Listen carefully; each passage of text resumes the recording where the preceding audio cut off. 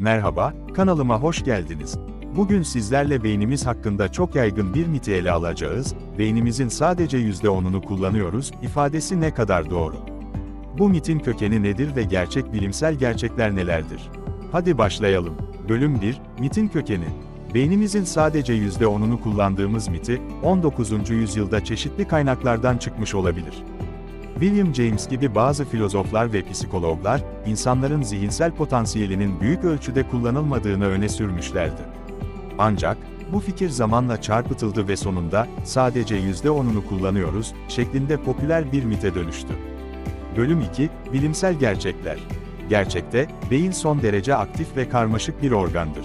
Beynimizin her bir bölümü, farklı işlevlere sahiptir ve sürekli olarak çalışır.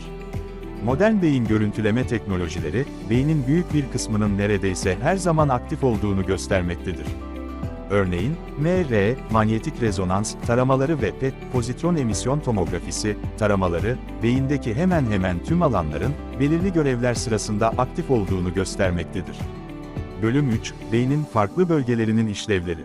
Beynimizin farklı bölgeleri, farklı işlevleri yerine getirir. Örneğin, frontal loblar, planlama, problem çözme ve karar verme gibi yüksek düzeyde bilişsel işlevlerden sorumludur. Temporal loblar ise hafıza ve dil işleme ile ilişkilidir.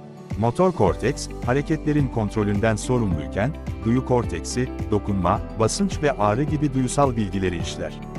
Görsel korteks ise görme ile ilgili bilgileri işler. Bölüm 4, Beynin plastiği. Beynimizin inanılmaz bir adaptasyon yeteneği vardır, buna nöroplastisite denir. Nöroplastisite, beynin yeni bilgiler öğrenme, hasarı onarma ve işlevleri yeniden düzenleme yeteneğidir.